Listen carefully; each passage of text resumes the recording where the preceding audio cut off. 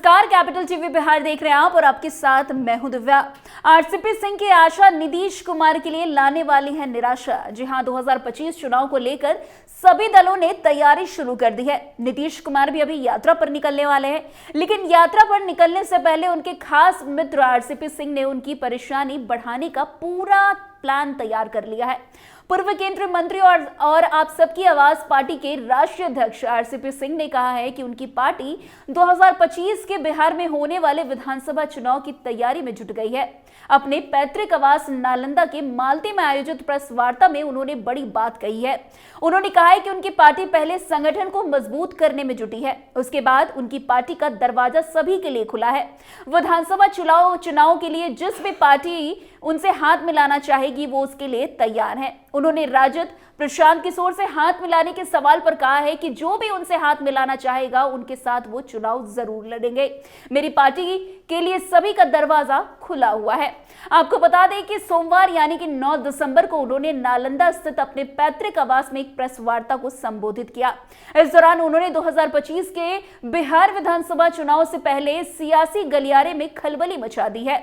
RCP Singh से पूछा गया कि आपको एनडीए या महागठबंधन यानी कि इंडिया गठबंधन से ऑफर मिलता है तो किधर जाएंगे।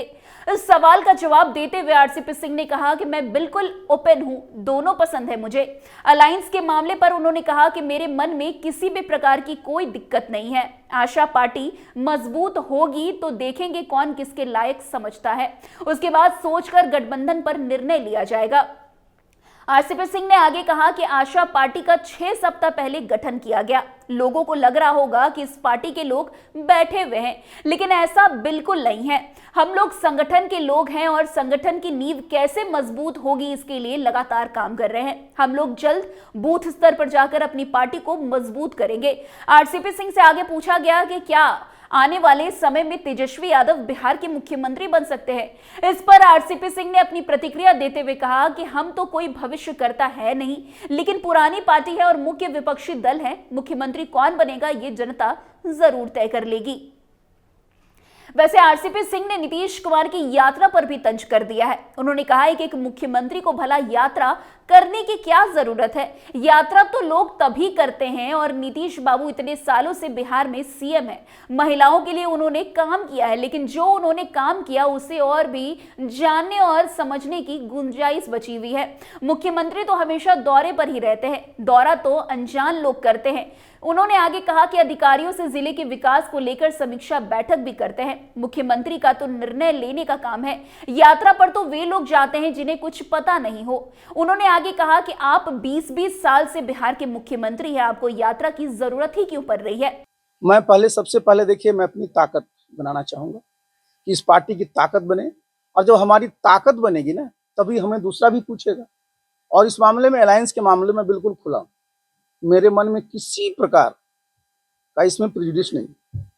ऐसा क्या अगर ताकत बन जाती है तो अगर गठबंधन से ऑफर हो तो हम तो बताया ना कि मेरा इसमें ऑप्शन बिल्कुल, मैंने बताया ना, खुला रखा है। इस पर अभी मैं आपको ये नहीं कह सकता हूँ कि क्या होगा, लेकिन मैं बिल्कुल ओपन माइंड हूँ। अरे मैंने बताया, मैं तो ओपन माइंड है ना, तो हम देखेंगे ना कि भाई हमारा संगठन कितना मजबूत होता है, फिर हमको कौन समझते हैं कि इस लायक हैं कि इनसे गठबंधन किया जाए, तो हम लोग निर्णय लेंगे। आप नई पार्टी बनाए तो सबसे बड़ा मुद्दा आपका क्या है? हमने बताया ना, सबसे बड़ा मुद्दा तो मैंने आपको बताया कि भाई हम लोग चाहते ये हैं, खास कर कि बिहार, मैंने आपको शुरू में ही कहा कि भाई जो पूरा का पूरा हम लोगों का क्या एक इमेज हो गया कि आज भी राष्ट्रीय स्तर पर सबसे प्रति व्यक्ति आय बिहार में है। आज भी बिहार में, आज आप देखते हैं आए दिन जितने हमारी परीक्षाएं होती हैं सब में क्वेश्चन पेपर लीक हो जाता है। कि व्यवस्था का कहीं न कहीं तो एक प्रश्न है ही ना, और ये ठीक करने के लिए कोई बाहर से तो आएंगे नहीं। आरसीपी सिंह ने कहा कि कैसे बिहार में प्रति व्यक्ति आय बढ़े, कैसे महिलाओं को ज्यादा रोजगार मिले, कैसे महिलाओं और सशक्त हो। उन्होंने कहा कि अगर बहुत कुछ काम किया है तो इसके आगे और भी बहुत कुछ करने की उन्हें गुंजाइश है। यात्रा करने से उन्हें कोई लाभ नहीं होने वाला है। कौन सी ऐसी समस्या है जिसे मुख्यमंत्री नहीं जानते हैं। वैसे 2025 के विधानसभा चुनाव में अगर आरसीपी सिंह राजद के साथ हाथ मिलाते हैं या चुनावी गठबंधन बनाते हैं तो ये भारतीय राजनीति में कई मायनों में महत्वपूर्ण बदलाव ला सकती है। आरसीपी सिंह, उनका राजनीतिक करियर विशेष रूप से बिहार और उत्तर प्रदेश से जुड़ा हुआ है। वो पहले जेडीयू में थे, जहां उनकी पार्टी ने बिहार में महत्वपूर्ण भूमिका भी निभाई थी। वैसे अगर 2025 के विधानसभा चुनाव में आरसीपी सिंह की पार्टी राजद के साथ गठबंधन करती है तो यह बिहार की राजनीति में एक बड़ा बदलाव ला सकता है। इसका कारण ये है कि दोनों पार्टियां अलग अलग समुदाय और क्षेत्रीय हितों का प्रतिनिधित्व करती आई है, लेकिन कुछ सामाजिक और राजनीतिक समानताएं भी हैं जो इस गठबंधन को संभव और सशक्त और मजबूत बना सकती है। वैसे आरसीपी सिंह प्रशांत किशोर के साथ अगर 2025 के चुनाव में मिलकर चुनाव लड़ते हैं तो यह बिहार की राजनीति में एक महत्वपूर्ण घटनाक्रम हो सकता है।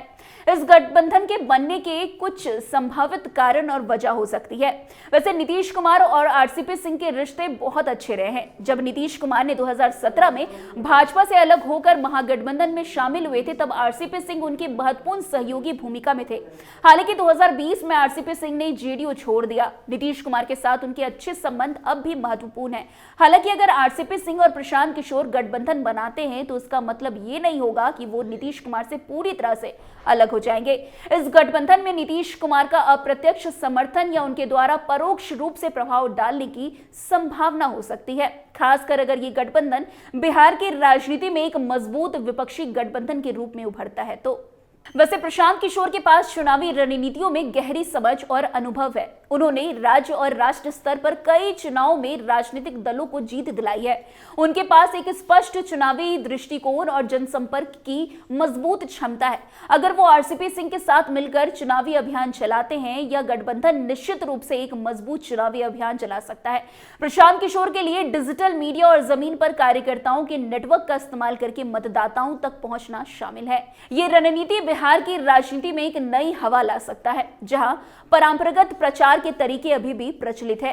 वैसे यदि यह गठबंधन बनता है तो बिहार की राजनीति में भाजपा और नीतीश कुमार की पार्टी जेडीयू को चुनौती दे सकता है। दोनों दल बिहार में बहुत प्रभावशाली हैं और ये गठबंधन उनके लिए एक नई चुनौती पेश कर सकता है। अगर आरसीपी सिंह और प्रशांत किशोर का गठबंधन प्रभावी तरीके से चुनावी मैदान में उतरता है तो इससे चुनावी परिणाम पर असर जरूर से जरूर पड़ेगा। ये गठबंधन नीतीश कुमार और भाजपा के खिलाफ एक मजबूत विकल्प बन सकता है, खासकर अगर ये जातीय और क्षेत्रीय समीकरण को सही तरीके से पेश करे तो।